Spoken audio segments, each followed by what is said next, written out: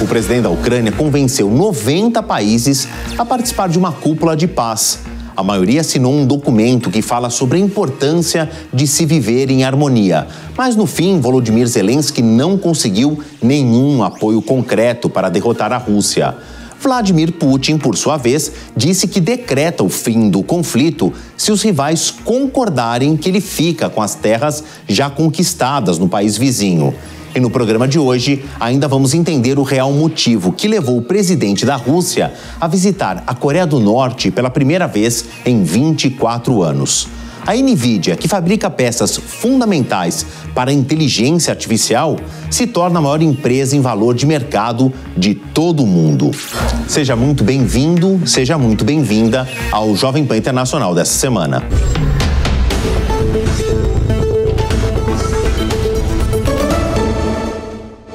Olá, é sempre muito bom te reencontrar por aqui. O presidente da Ucrânia conseguiu reunir 90 países em uma cúpula pela paz. O objetivo da reunião era muito claro: fazer pressão para a Rússia desistir da guerra e devolver o território dominado. Volodymyr Zelensky esperava ações concretas contra Vladimir Putin, mas só conseguiu uma carta cheia de utopia. O resultado de uma longa peregrinação do líder ucraniano pelos países que defendem a democracia plena resultou em um encontro de peso. Representantes de 90 nações estiveram na Suíça para falar da necessidade de vivermos em harmonia. Embora dezenas de conflitos estejam acontecendo atualmente mundo afora, a invasão russa dominou o debate. O encontro, na Suíça, durou 2 dias e terminou com um comunicado redundante.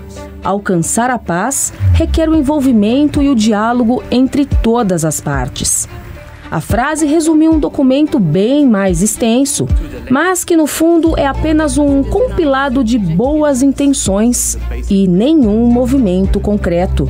Após a divulgação do parecer, alguns presidentes quiseram se pronunciar. O canadense Justin Trudeau disse estar disposto a encabeçar uma eventual próxima cúpula. O motivo do engajamento? Como a guerra afeta as crianças. Eu presidi a sessão na qual falamos sobre prisioneiros de guerra e pessoas deportadas, especialmente as crianças. Estima-se que perto de 20 mil menores tenham sido tirados das suas casas, das suas famílias e também foram privadas da sua língua, da sua cultura, da sua identidade. Isso é algo que a comunidade global precisa se unir para pedir o fim. O envio forçado de órfãos ucranianos para a Rússia infringe leis internacionais e levou à condenação não só de Vladimir Putin, como da responsável no governo russo pelo processo de adoção de crianças estrangeiras. A sentença de prisão foi decretada em março do ano passado pelo Tribunal Penal Internacional. Já o cumprimento do mandado depende de países signatários à corte, uma vez que a própria Rússia jamais aderiu a este tratado jurídico internacional. O presidente do Canadá encerrou o discurso sugerindo uma nova cúpula sobre o tema, desta vez com os ministros de Relações Exteriores. Trudeau disse que vai manter os esforços em diminuir o custo humano desta guerra.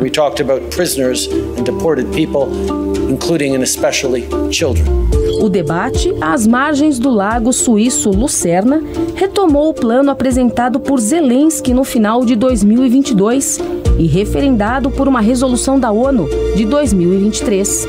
As 90 delegações presentes destacaram os pontos do conflito que desrespeitam a Carta das Nações Unidas, principalmente na questão da ameaça à segurança alimentar global. Os presentes na reunião insistiram na liberdade de navegação pelo Mar Negro. A Ucrânia tem perdido acesso às rotas da Marinha Mercante por conta do domínio russo.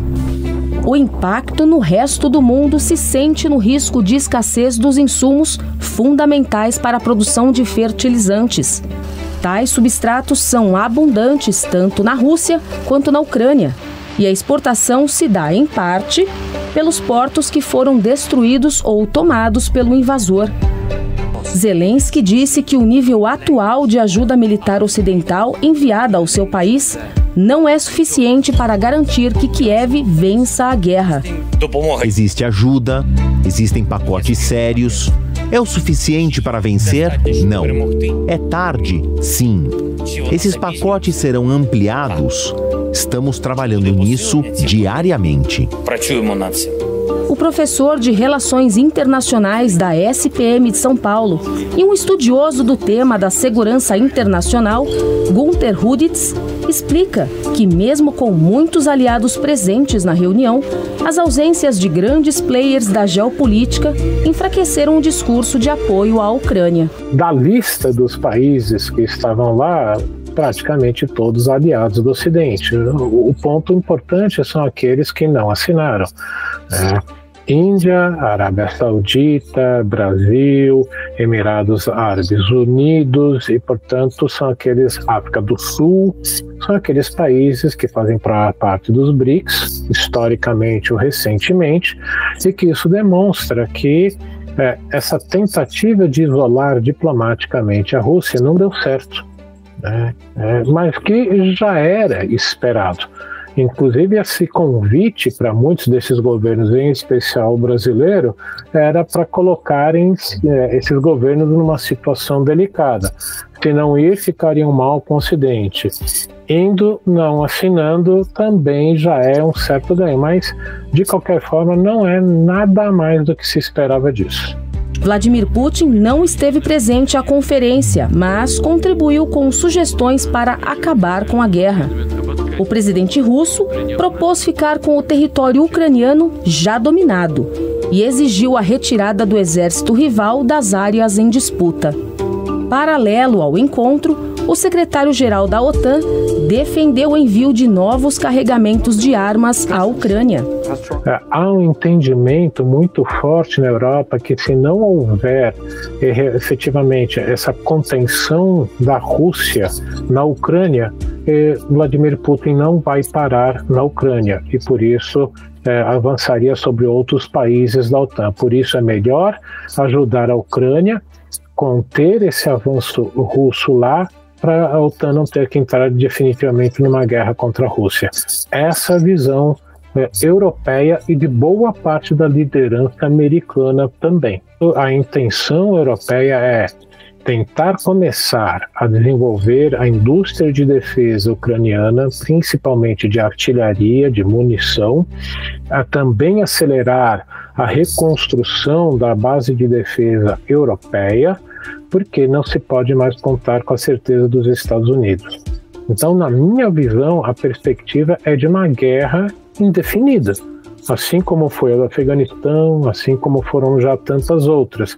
O que não desagradaria os Estados Unidos, o que não desagradaria a Europa, porque enquanto a Rússia estiver atolada nesse lamaçal ucraniano, ela não poderá agir em outros locais, muito menos contra a OTAN. Coube à presidente da Suíça, Viola Amherd, anfitriã da cúpula, dar contornos de realidade à situação. Ela encerrou o evento dizendo que o caminho a seguir ainda é longo e desafiador.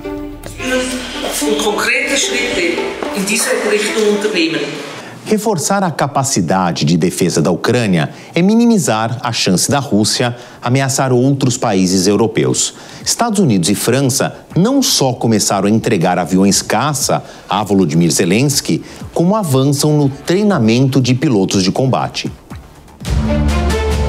O treinamento dos oficiais que serão responsáveis pelos F-16 disponibilizados por Washington já começou. O novo apoio veio de Paris. O presidente francês Emmanuel Macron concordou em fornecer à Força Aérea Ucraniana uma frota de Mirages.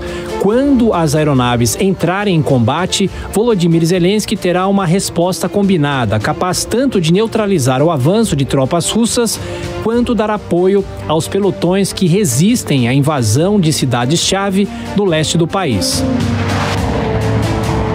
O primeiro contato dos aviadores ucranianos com equipamento francês aconteceu na capital Paris. O porta-voz do grupamento aéreo responsável pela integração explica que as aulas irão durar até o final do ano. Os pilotos estão atualmente fazendo um curso de 6 meses no sudoeste da França para aprender o básico sobre como pilotar aviões de combate. Depois deste treinamento, eles serão transferidos para outro local, quando iniciaremos um novo treinamento em aeronaves F-16 e desta vez equipadas com armamento. Existem muitos militares em todo o mundo que operam diferentes modelos de aviões de combate. Trata-se de uma operação complicada, mas viável. No entanto, a Ucrânia tem de conseguir habilitar um mesmo piloto em aeronaves distintas no meio de uma guerra e contra um inimigo muito bem equipado. O presidente Volodymyr Zelensky reconhece que a defesa aérea precisa de aprimoramento. Aviões de ataque são fundamentais para qualquer conflito de maior escala. E os caças fornecidos pelos Estados Unidos e França se tornaram ainda mais importantes contra os russos, principalmente quando os governos de Biden e Macron autorizaram disparos contra o território inimigo. Porém, ambos presidentes pediram parcimônia para evitar que o Kremlin interprete tal ajuda como um escalonamento da guerra. Embora nem todos os países que apoiam Kiev tenham enviado caças, uma coalizão de 11 governos participa deste esforço de capacitação. A tendência é de que mais governos integrem a iniciativa. Dinamarca e Holanda, por exemplo, esperam uma autorização da Casa Branca para despachar 61 aeronaves do tipo F. A aprovação dos Estados Unidos está prevista em contrato, uma vez que os americanos são os detentores da tecnologia bélica empregada no avião. Noruega e Bélgica estão na mesma situação. A promessa Zelensky já tem. A Força Aérea Ucraniana calcula que seriam necessários 130 aviões de combate para alcançar o nível de paridade com os russos. Kiev ainda mantém a esperança de que mais 2 países se engajem nesse empenho: Grécia e Suécia. E por motivos diferentes, os gregos têm uma frota ultrapassada e estariam dispostos a se desfazer das aeronaves de guerra. Mesmo antigos, os Mirages em questão seriam bastante úteis na guerra. Já a Suécia detém a tecnologia dos Gripen, os mesmos comprados pelo Brasil. Modernos, esses sim fariam diferença em uma situação de combate no céu. Ainda no contexto da guerra, Putin viajou à Coreia do Norte. O encontro entre o presidente russo e o ditador Kim Jong-un tem a ver com munição para ser usada contra os ucranianos. Não foi uma visita qualquer. Putin foi recebido com uma festa com direito à homenagem de estudantes, acrobacias de militares e um show de sincronia que terminou num mosaico com o rosto dele na arquibancada. Esse tipo de homenagem é reservada a convidados de muito prestígio. O presidente russo também viajou como quem vai à casa de um amigo de longa data. Levou presentes. O melhor deles, uma limusine fabricada na Rússia, muito parecida com o modelo mais tradicional da britânica Rolls-Royce. A melhor parte foi a entrega do mimo. Os dois passearam juntos, numa espécie de test drive da alta cúpula. Os dois ainda visitaram juntos o monumento aos soldados soviéticos da Segunda Guerra Mundial. O passeio ainda teve um toque religioso.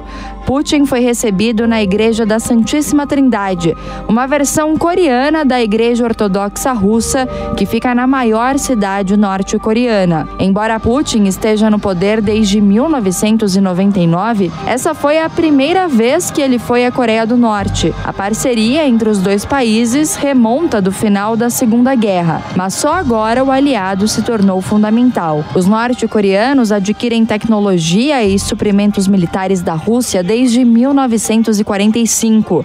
Ambos exércitos usam as mesmas armas. Já são quase 2 anos e 4 meses de invasão à Ucrânia. O inimigo está enfraquecido e desabastecido.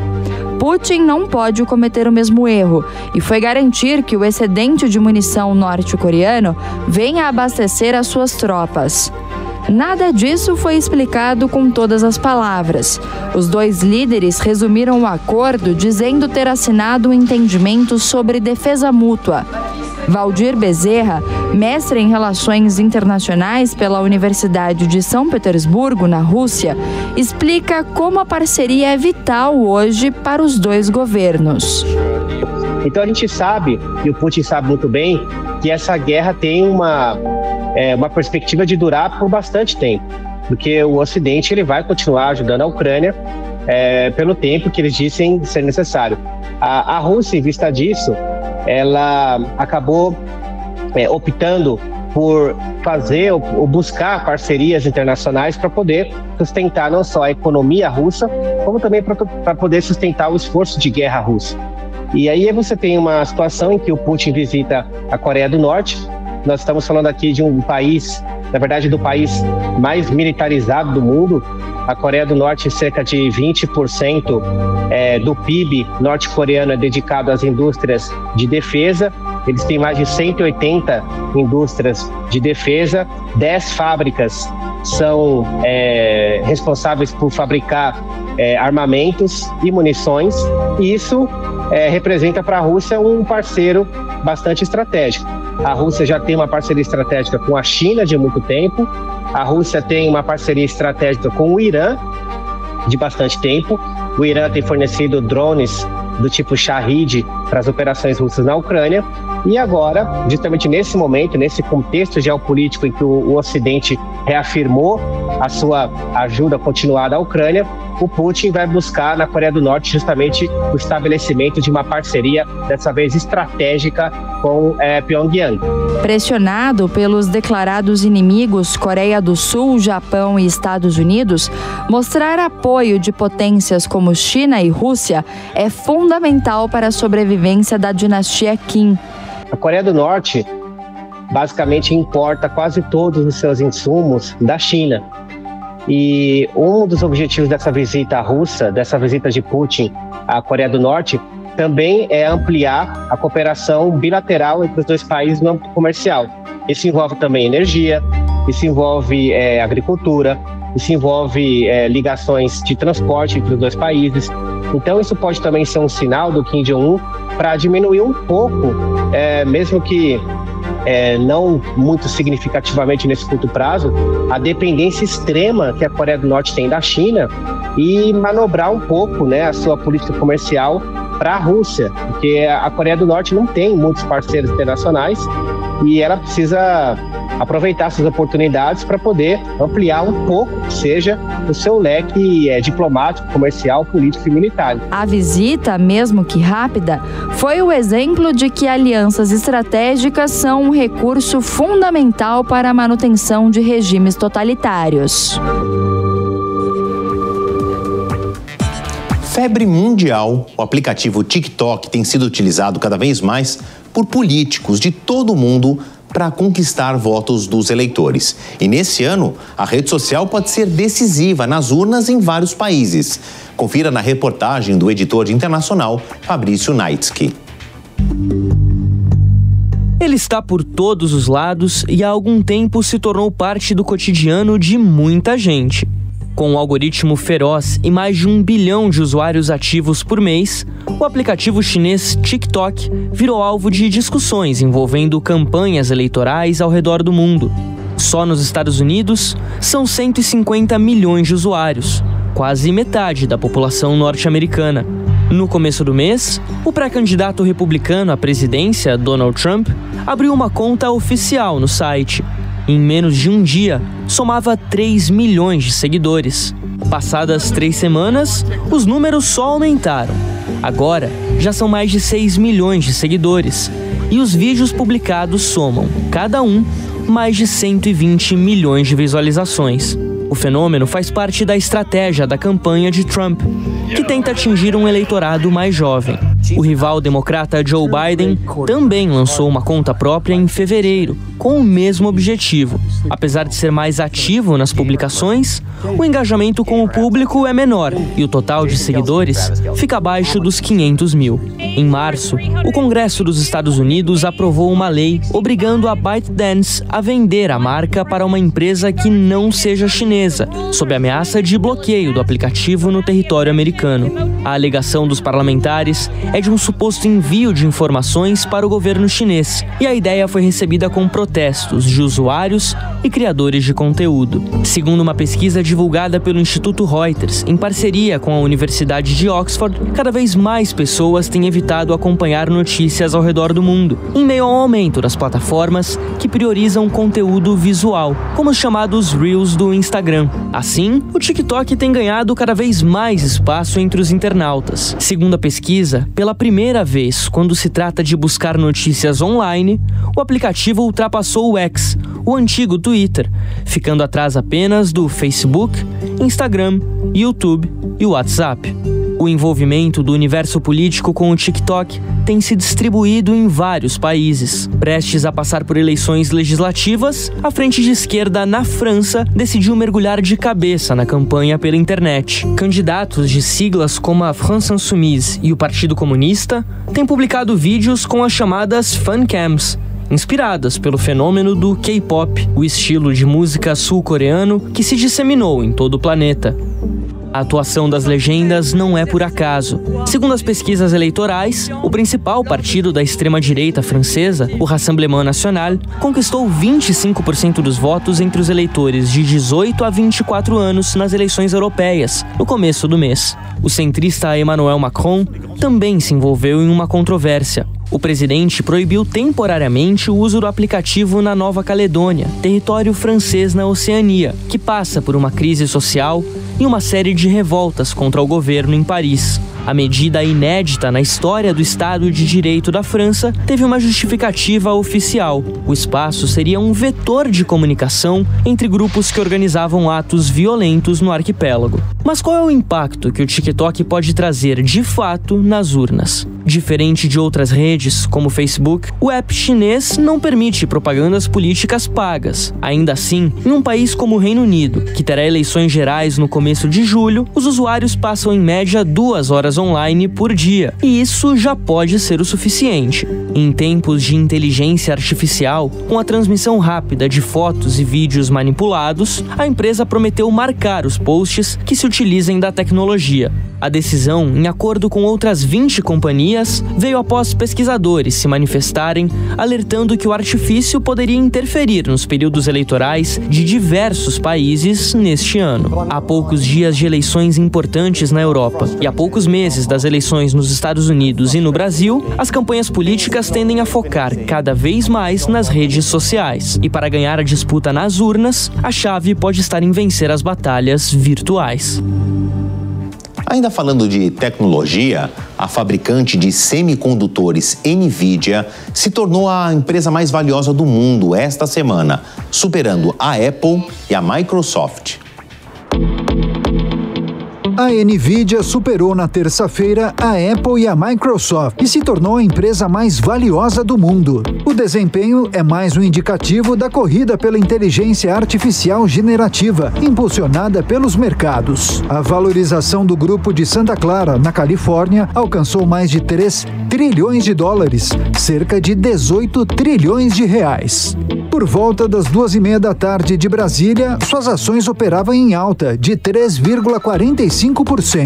De todo modo, a NVIDIA ainda não bateu o recorde absoluto registrado pela Apple na segunda-feira, 3,376 trilhões de dólares.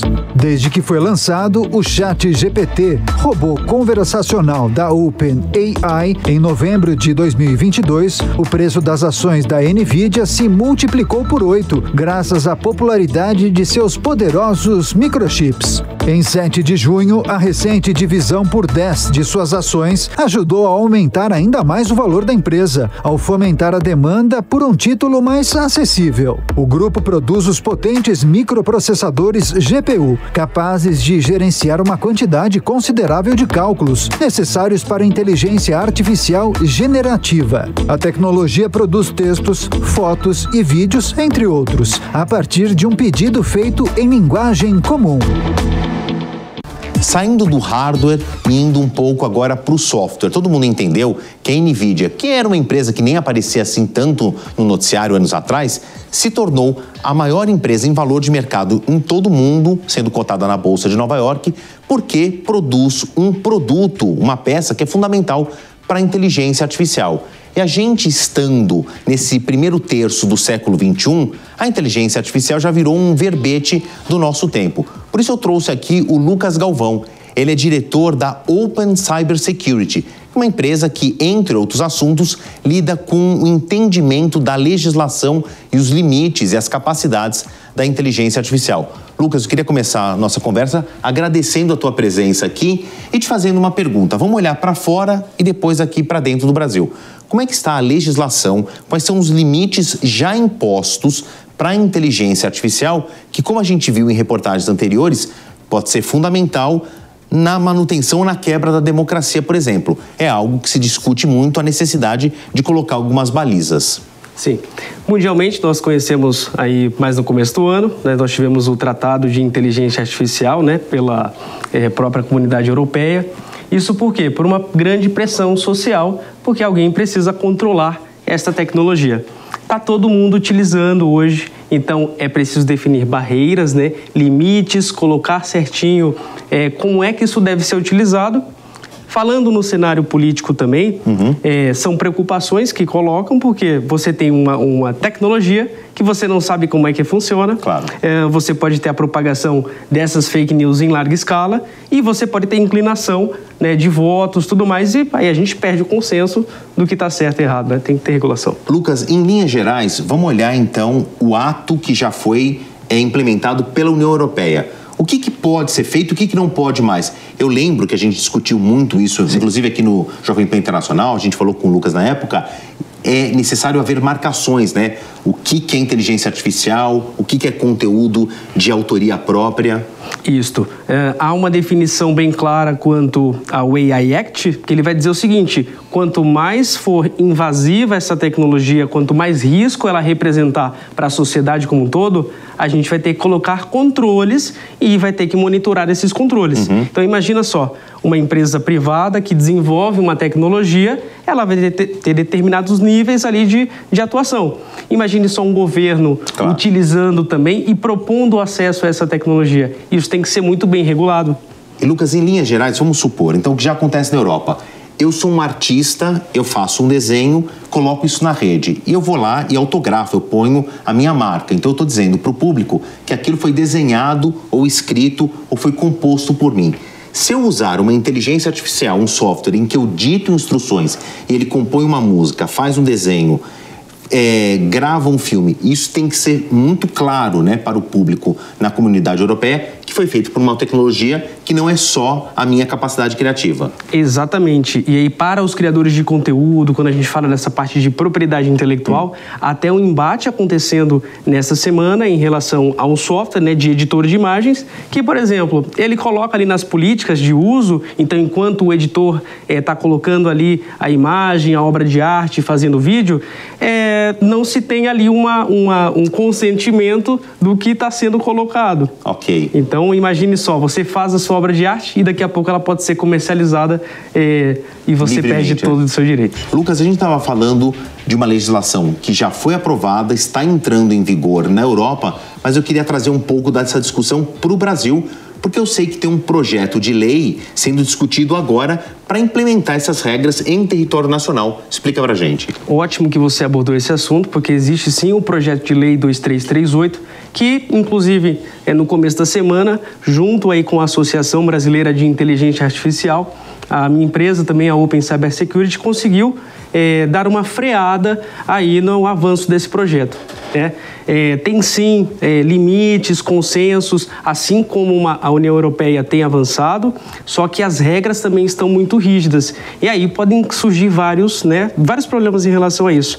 Imagina só, para quem desenvolve tecnologia, imagina só para a gente que já tem utilizado isso ali no dia a dia, então restringir, não deixar bem claro também o que é dado, o que é informação, porque são lacunas que ainda existem dentro desse marco regulatório, que precisam ser bem avaliadas, e a gente precisa chamar a população também para discutir o que vai demarcar essa ordem aqui no Brasil. Perfeito. Lucas Galvão, diretor da Open Cybersecurity, explicando aqui para a gente. Lucas, termina aqui. Vou te pedir para você continuar no programa comigo, para você ver agora o final dele de dentro para fora, tá bom? Perfeito, muito obrigado. 1/4 da população mundial que depende do degelo do Himalaia para abastecimento de água enfrenta um risco muito grave de escassez este ano devido à significativa diminuição das nevascas no topo da cordilheira. O Centro Internacional para o Desenvolvimento Integrado das Montanhas, com sede no Nepal, lançou um alerta sobre a escassez de água em 2024. De acordo com os cientistas, 25% da população mundial, que depende do degelo do Himalaia para o abastecimento, enfrentam um risco muito grave de sofrer com falta de água. O motivo está na significativa diminuição das nevascas no topo da cordilheira. O relatório explica que na região o derretimento contribui com aproximadamente 1/4 do volume total de 12 grandes bacias hidrográficas que nascem em altitudes elevadas. Segundo a organização, a neve e o gelo do Himalaia são uma fonte de água essencial para os 240 milhões de moradores das regiões montanhosas e para os mais de 1 bilhão que habitam as bacias em vários países. O relatório mediu o tempo que a neve permanece no solo e incluiu nas áreas afetadas Afeganistão, Bangladesh, Butão, China, Índia, Mianmar e Paquistão. O estudo destaca que a medição de neve na região há mais de 20 anos mostra o período de 2024 como particularmente incomum. Um outro estudo divulgado no começo de junho na revista Earth System Science Data indica que o aquecimento global aumenta em um ritmo sem precedentes. Ondas de calor fatais são 35 vezes mais prováveis por conta das mudanças climáticas nos Estados Unidos, México e na América Central. No Canadá, os ursos polares podem desaparecer se a temperatura média global subir acima de 2 graus Celsius, limite estabelecido pelo Acordo de Paris de 2015 para combater as mudanças climáticas. O período de glaciação da Baía de Hudson, no norte do país, será drasticamente reduzido. Com isso, os ursos não vão poder se movimentar livremente para caçar focas, a principal fonte de alimento deles. A temperatura média global já está a 1,2 graus Celsius acima da média pré-industrial de 1850 a 1900. Indicadores apontam para um aumento de 2,9 graus Celsius até 2100, de acordo com a ONU. O programa de hoje fica por aqui. Espero termos cumprido o compromisso de te manter muito bem informado. Nosso objetivo é explicar tudo o que acontece no cenário internacional de uma forma leve e detalhada. Meus agradecimentos à sua audiência e meu muito obrigado ao timaço que me ajuda a produzir tudo o que você acabou de assistir. O Jovem Pan Internacional volta na semana que vem. Tchau! A opinião dos nossos comentaristas não reflete necessariamente a opinião do Grupo Jovem Pan de Comunicação. Realização Jovem Pan News.